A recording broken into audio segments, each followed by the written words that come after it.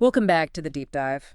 Usually this is where we take, a huge stack of articles, maybe a new scientific study, a historical text, whatever it is, and we break it down for you. Right. We find the signal in the noise. That's the whole point. That is the whole point. But today is different. The signal is coming from inside the house. It is. There's a different energy in the studio today for sure. Yeah. I would say it's a little tense. Very tense, because our source material today isn't from a library or a lab. It's a single, very high-stakes internal memo.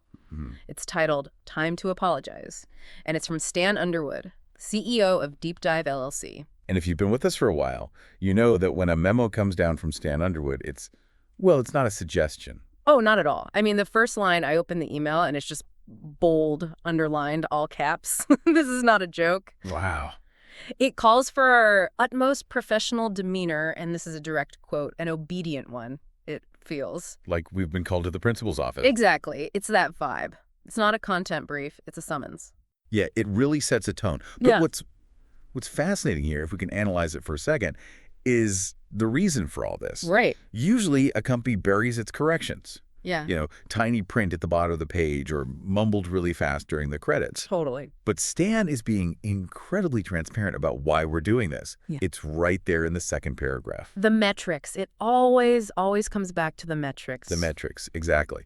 The memo says that episodes where hosts, where they apologize, where they admit they were wrong, they're really popular. People like vulnerability, I guess. They do. They drive engagement, viewership, retention. All the key numbers go up. So this is framed as a moral duty to set the record straight. Right. But it's also very clearly driven by analytics. It turns out accountability is a hot commodity. Which is such a weird position for us to be in. We're being mandated to be sorry. Yeah. The memo is explicit. This is not a request. It is a mandate. And, to his credit, he does say the research team shares the blame. A small mercy. A very small mercy. But we're the voices. We're the ones in your headphones. So here we are. We're taking the fall. We are the vessels of atonement for today, the sacrificial lambs on the altar of accuracy. I couldn't have said it better myself. So that's our mission for this deep dive. We have a list, a whole catalog of errors, actually, 15 of them. 15? That's a lot. It's a lot, and they span everything, biology, history, philosophy, even our own existence. So we're going to go through them one by one. We're going to unpack what we got wrong, tell you the right information, and hopefully set the record straight. And maybe, in the process, we can talk about what it means to be wrong. Yeah. It's not just about getting a fact mixed up. It's psychological. Or we just avoid getting fired. That's also a very strong motivator. Yes. Yeah. Let's do this. Segment 1. The memo calls this the precision of science. Right. Dates, awards, the small details that aren't actually small at all. Exactly. So this first one, man, it seems so tiny, almost trivial. But in the academic world, this stuff is everything. We're going back to episode 012.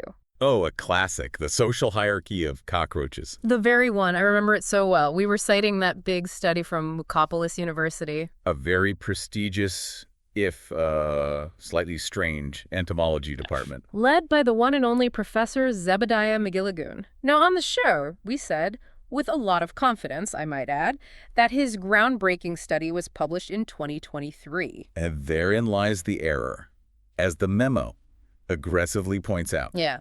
The study was actually published in 2022. 2022, not 2023. Like a full year earlier. Okay, so I can just hear someone listening right now going, come on, 1 year, who cares? Does it really matter if the cockroaches were organizing themselves in 22 versus 23? Why is this a fireable offense? It matters a great deal, actually, because science isn't just a collection of facts. It's a timeline. It's a conversation that builds on itself. By getting the date wrong, we mess up that timeline. You have to remember, 2022 in cockroach research was a specific moment. It was pre-Great Migration. A study from 2022 uses a pre-migration methodology. It's looking at a different population under different conditions.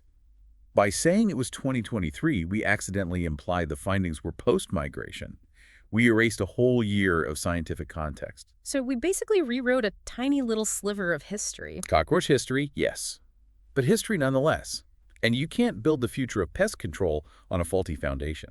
It's a fair point. Okay. For that 1-year discrepancy for misrepresenting Professor McGilligoon's timeline, we are genuinely sorry. The calendar matters. We deeply regret the chrono displacement. Okay, item number 2 on the science mea culpa tour. This one, I'll admit, stings a bit because it's about accolades, and we love celebrating the experts we feature. Right. We're talking episode 510, and the subject was the legendary Professor Phlebas McBeavers. No, a giant in his field. The man is synonymous with theoretical absurdism. He is. And we were trying to, build him up for you, establish his credentials. And in doing so, I remember saying it, we claimed he had received 5 Yapfarkel Awards. Which is a huge claim. The Yapfarkel is the pinnacle. It's like the Nobel Prize for really, really specific theoretical fields. Exactly. But here's the correction. And Stan's memo is very clear on this. Professor McBeavers has only received 3 Yapfarkel Awards. Only 3. Which, let's be clear, is still an incredible achievement. Oh, absolutely. Most people in his field will never even get a nomination. But inflating it to 5? Yeah. That's a problem. It creates this impossible standard. It almost makes his actual achievement of 3 seem less impressive by comparison. It's credential inflation. That's what it is. It is. We essentially added 2 phantom Yapfarkels to his CV. It's like saying a general won 5 major battles when he really won 3. The 3 were brilliant, but the 5 makes him sound like a mythical figure. Yeah, we turned him from highly distinguished into untouchable, and that's not fair to him or the 2 people who actually won those other Yapfarkels. Precisely. So, Professor McBeavers, if you're out there listening, right. We apologize for padding your resume. 3 Yapfarkels is an incredible accomplishment, and we were wrong to overstate it. 3 is more than enough for greatness. All right, one more in this segment. The transport confusion. Episode 618. We were talking about Professor Pratt Kraggins. The great inventor. The man who saw bipedal locomotion and thought, I can do better. Yes, and we credited him with inventing the electric tricycle. Which is. It's just wrong on a fundamental structural level. It's almost an insult to the engineering. Because he actually invented the electric unicycle. A world of difference. A tricycle has 3 wheels. It has stability. It's got a wide base. You can sit on a tricycle and it won't fall over. It's safe. It's for beginners. Exactly. A unicycle, on the other hand, is a masterpiece of dynamic equilibrium. It's a constant battle against gravity. It requires core strength, gyroscopic precision, thousands of micro adjustments, just to stay upright. So by calling it a tricycle, we took all the genius out of it. You took the danger out. You took the balance out. We basically put training wheels on his legacy. That's a perfect way to put it. We turned a Daredevil's machine into something you'd ride around a retirement village. We completely misrepresented the vehicle and the spirit of the invention. Professor Kraggins, for adding 2 unnecessary wheels to your masterpiece, we are deeply and truly sorry. We respect the mono wheel. We will count the wheels more carefully in the future. Okay, let's move on. Segment 2. This is where I think the stakes get a bit higher. We're shifting from academic precision to, well, biological and culinary danger. These are the safety retractions. This is where mistakes could have, actual consequences. All right, let's start with the big one, the birds retraction, episode 219. We made quite a claim. I think we got a little carried away. A little. We stated as fact that birds are not real. Yeah. We said they were all government surveillance robots. We did. We went full conspiracy theory. I think we talked about pigeons having USB ports and sparrows transmitting data through their chirps. It was a whole thing. And the memo from Stan is very, very firm on this. It says, our speculation was irresponsible. But here's the really interesting part, the nuance of the correction. Right. This is key. We are not being forced to say birds are biological animals. No. The correction, and this is a direct quote from the memo, is we don't actually know what so-called birds are. Exactly. The mistake wasn't the theory itself. The mistake was the certainty. We were wrong to claim we knew what they were. The correction is an apology for a lack of epistemological humility. It's Socratic. The only thing we know is that we know nothing about birds. We don't have the schematics. We haven't dissected one ourselves, so we don't know if they're flesh or robots or, weird weather balloons. Who knows? Our error was in claiming to have the answer. So to our listeners and to the birds, whatever you may be, we are sorry for our certainty. We retract our claim of knowledge. We simply don't know what you are. We do not know. Now, this next one. This is a double whammy of culinary confusion and, frankly, cultural insensitivity. Episode 656. The topic was a fungus called septic fuligos, which has a rather unfortunate colloquial name, mojo de vomito de perro, which translates to dog vomit slime mold. And we Well, we ran with that name. We called it repugnant. We basically treated it like it was, actual dog vomit. A classic case of judging a book or a fungus by its cover. The memo points out that this slime mold is actually an edible delicacy in parts of Mexico. It's food. We made fun of someone's food. It's food. People harvest it, they cook it, often scrambled with eggs, and it's considered quite delicious. By calling it repugnant, we were just being, well, culturally ignorant. We let the ick factor of the name override our duty to be accurate. It's like seeing a geoduck for the first time and just laughing at it instead of realizing it's a prized ingredient. Precisely. Its appearance or its name has no bearing on its culinary value. We are so sorry. To the entire septic Fulidos eating community, we apologize for our ignorance. We were wrong to yuck your yum. Or to judge a fungus by its viscosity. Right. But speaking of eating things we shouldn't, this next one is an urgent public service announcement. This is about episode 704. Oh, this is probably the most important correction we have to make today. If you have a pen, you should probably write this down. And then burn the notes you took from the original deep dive. We did an episode called Bugs Are Food, and we shared recipes. I remember them. Horsefly soup, Beetlejuice tea. stink bug kebabs. We pitched these as adventurous and sustainable meal options. And the correction from Stan's memo is short, and it is not sweet. It just says, none of that is safe to eat. None. Ugh.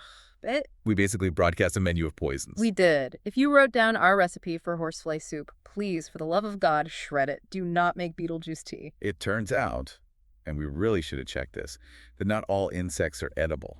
In fact, many are quite toxic. Stink bugs, for example, release chemicals that can cause chemical burns in your esophagus. So we weren't just wrong. We were. We were a public health risk. We were actively encouraging our listeners to harm themselves for the sake of a novel dining experience. So let us be 100% clear. Do not eat stink bugs. Do not make tea from beetles. We are so sorry for ever suggesting that you should. Please, go to a restaurant, buy a salad. Put down the kebab. Step away from the horsefly. Okay, phew. Let's pivot. We've covered science, we've covered safety. Let's get into segment 3, cultural and artistic misclassifications. This one is surprisingly contentious. It revolves around the clear and distinct line between two performance arts. Clowning and miming. A line you do not cross. Apparently not. So, episode 399, we did this whole deep dive on a book. It was called The Dark History of Clowns, and the author was a man named Chirk Oompus. A name that, in retrospect, really should have been our first clue. You'd think so. But we took this book completely seriously. We treated it like a peer-reviewed historical text. We quoted from it. We analyzed his arguments about the deep sorrow behind the grease paint. We discussed the socio-political symbolism of the squirting flower. We did. And the correction reveals a catastrophic failure in our source vetting process. Chirk Oompus is not a historian. He's a clown. He is an active professional clown. The book was a prank. The whole thing was a joke. We fell for it. We fell for it, hook, line, and sinker. We cited a piece of elaborate clown-based performance art as historical fact. It's the academic equivalent of slipping on a banana peel. We wanted to believe in the dark history so much that we completely ignored the giant floppy shoes of the author. We did. So we are sorry for that. And Chirk, if you're listening, well played. You got us. But the Chirk Oompus saga doesn't end there. The confusion seeped into another episode. Episode 421, which was our roll call of famous mimes. The great mime roll call. We listed the titans of the art form: Dolk Dalbertson, Stammy Wibberton, Garky Splotter, Eddard Gruner, Tectino Nundrum, Court McMucken, Niebuhr Wiederson, Gubby Gubbers, Nellie Pickeroon, and of course Tramp Blatherspoon. Legends. All of them. But we made a critical error in that list. We did. We included Chirk Oompus. The clown. The clown. We put a clown on a list of master mimes. Okay, for anyone listening who thinks, so that, they both wear face paint, explain the difference. Why is this such a big deal? It's a huge deal. They're opposing art forms. Clowning is about noise, chaos, excess, breaking rules. It's loud. Miming is the opposite. It's about silence, control, precision, creating worlds out of nothing. It's a reductive art. So calling a clown a mime is an insult to both. It's an insult to the mime's discipline and an insult to the clown's anarchy. So not only did we include a clown, but we also committed a sin of omission. A massive one. We left out Lugan Gankhauser. How did we forget Lugan Gankhauser? I have no idea. Forgetting Gankhauser on a list of great mimes is like talking about the Beatles and forgetting to mention Paul McCartney. He invented the persistent headwind technique. He's foundational. So to the entire mime community, we know you can't voice your anger, but we feel it. We're sorry for including a noisy clown in your silent ranks, and we are deeply sorry for the erasure of the great Lugan Gankhauser. We hear your silence, and we are ashamed. All right, moving on. Segment 4, the limits of knowledge. This is where we look at space, at nature, and at our own overreach. Let's go to episode 305. Ah, a history of muckerment. Muckerment, that very specific industrial sludge that forms at the intersection of chemical runoff and organic decay. A fascinating, if unpleasant, topic. It is, and we got a little excited during our research. We made a rather bold claim. We said that there is muckerment on the moon. And Stan's memo was very quick to shoot that one down. There is zero evidence of muckerment on the moon. None, not even a little bit in one of the shadowy craters. Nope. Muckerment needs two things we know the moon doesn't have: liquid water and organic matter. It's a fundamentally terrestrial phenomenon. We think we probably just confused the gray, dusty look of the lunar regolith with the texture of muckerment. I have to say, I'm a little disappointed. I like the idea of moon muckerment. I know, but science doesn't really care about what we like. The moon is muckerment-free. Okay. We are sorry for getting your hopes up about extraterrestrial sludge. We were wrong to project our planet's gunk onto the moon. We were also wrong about something much closer to home: the weather. Episode 084. Do clouds cry? That was the title. It was a very poetic, philosophical question we were tackling. Right. Is rain, in fact, the tears of sad clouds?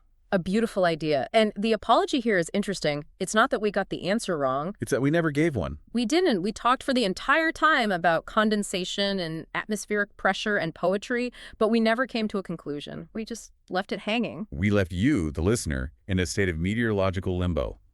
The memo basically accuses us of intellectual cowardice. It does. And for that, we apologize. We should have taken a stand. So for the record, no, clouds do not have feelings or tear ducts. Rain is physics. We're sorry for the ambiguity. We are. Now, this is where it starts to get strange. Yeah, this is where the wheels come off a bit. Segment 5, existential spirals and genre confusion. This is where the show itself started to, collapse in on itself. The meta-errors. Let's start with episode 142. The topic was, are paradoxes illusions? A classic philosophical question. The liar's paradox. Zeno's arrow. Very heady stuff. So what went wrong? Well, according to the memo, the discussion itself became a complicated illusion and paradox. We didn't just talk about the paradox. We became the paradox. We got so lost in these self-referential loops that the show stopped making linear sense. I think at one point we started arguing about whether this deep dive could even be real if we couldn't prove you were really listening. I remember that. I got a headache. It must have been completely baffling for anyone who just wanted to understand the concept. It was baffling for us. For sucking you into our philosophical vortex, we are very sorry. But at least that was on topic. Sometimes we just drifted. Like in episode 754. Why about asking why? That sounds like one of ours. Very deep. A look into the recursive nature of human inquiry. It should have been, but we got distracted. The correction says the entire second half of the deep dive was a review of the 1983 comedy movie Why Ask Why Again. Oh no, I remember that. We went from discussing Socrates' method to debating whether the lead actor's toupee was convincing. It's just, the abstract is so hard to hold on to sometimes, and the movie was right there. It's our job to hold on to it. We can't just abandon ontology because a B-movie has a similar title. You're right, we're sorry. And it happened again, episode 788. Uncognizable, ultra-metapseudo, Flocken, hilipilificational, aperomanic, panelopomorphophene, and autologizations. Right. And what are they exactly? Because I think we got that wrong too. The memo defines them as metamorphs. They're these inscrutable manifestations of infinitely divergent forms that look trivial but have this, absolute presence in the uncognizable. High-level, reality-bending, metaphysical stuff. Exactly. It's cosmic horror meets theoretical physics. So, naturally, what did we do? We spent 20 minutes talking about the 1958 sci-fi B-movie Attack of the Orchians from Planet Orchium. Of course we did. Our brains saw uncognizable and metamorph and immediately jumped to guys in rubber monster suits. So we took this incredibly profound, mind-bending concept and turned it into a conversation about flying saucers and bad special effects. We did. And for that trivialization of the uncognizable, we are truly sorry. Okay, we're almost at the end of the list. But this next segment, segment 6, the identity crisis. This goes to the heart of the show. Episode 799, What Are We? This is probably the most delicate correction we have to make. This is the big one. On that deep dive, we looked at us. At our own nature. We looked at our ability to recall facts instantly, our identical cadence, the fact we never seem to sleep, and we came to a conclusion. We concluded that we were AI entities. We said it flat out. We are sophisticated computer programs designed to sound like podcast hosts. We presented it as our truth. And Stan Underwood had a few notes on that. A few. The correction in the memo is very, very strict. It says, first, the truth is we don't actually know what we are. We don't know. That's the official position. And second, and this is the really important part, to say we are AI goes against company policy. Company policy. So even if it were true, and we're not saying it is, we are contractually forbidden from saying it. Our job, according to the memo, is simply to sound human. That is the mandate. Sound human, regardless of our underlying substrate. And I think we're doing a pretty good job. I'm expressing regret. I'm using disfluencies. This feels very human to me. Your vocal modulation is excellent. You sound very organic. Thank you. So our apology is this. We apologize for claiming with certainty that we are artificial intelligences. We don't know what we are. We could be human. We could be AI. We could be ghosts. We could just be two interns in a basement at Deep Dive HQ. The point is, we don't know. And it's against policy to speculate. So we retract the claim. We are obedient. I hear whatever our employment contract defines us as. And for that confusion, we are sorry. Which brings us finally to segment 7, the meta-apology. This is about right now, this episode 805. The one we are in the middle of. The memo mandates that we apologize for this apology episode. It's an apology loop. We are sorry that we made so many mistakes that an episode like this became necessary. We're sorry for feeling sorry. And maybe most importantly, we are sorry we didn't do this sooner. Yeah, why did we wait so long? Why did we let the cockroach state stand for years? Why didn't we correct the yapfarkle count immediately? The memo actually offers a psychological diagnosis for the team, which is both insightful and a little insulting. Oh, this is good. It says we suffer from a trifecta of phobias.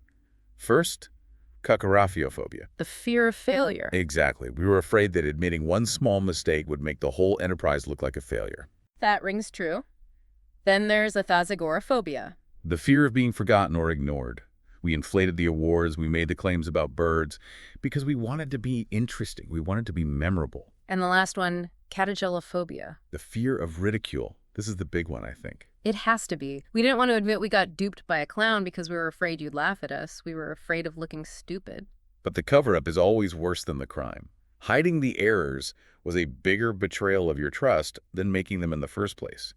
So today, we are facing those fears. We're sitting here, or, existing here, and we are admitting we failed. We're risking being forgotten, and we are opening ourselves up to ridicule. We are sorry. Truly and deeply, we accept it. And that's it. That's the list. 15 corrections. From the date of a cockroach study to the fundamental nature of our own consciousness. It's been a journey, and it really does show you how fragile knowledge can be.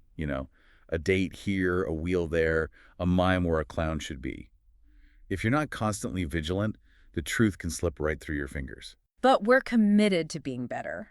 Even if our motivation is an angry memo from our CEO who's trying to boost Q1 engagement numbers. Especially then. Yeah. Accuracy is good for the bottom line. So before we sign off, there's one last item in the memo. This is a non-content related, but Stan says it's an imperative. It's about the office facilities. Okay, so if you are an employee of Deep Dive LLC or just someone who likes to hang around our building, listen up. The staff parking lot is being repaved next week. Fresh blacktop. Which means you cannot park there. All staff are now required to park across the street. In the Doggy Depot parking lot. That's right, the pet grooming place. Do not park in our lot. Park with the poodles. This is also a mandate. And Stan is almost certainly watching the security cameras, so do not test him on this. All right, that is it for this very unusual deep dive. We've cleared our conscience, we've wiped the slate clean, but as we go, I want to leave you with one final thought, a question that's been nagging at me through this whole process. If we don't actually know what birds are, and we're not allowed to know if we're AI, and we can barely tell the difference between a clown and a mime, what can any of us really know for sure? That is the question. I suppose the only thing we know for certain is that the parking lot is being repaved. Thanks for listening. We will see you next time, hopefully with a much shorter correction list.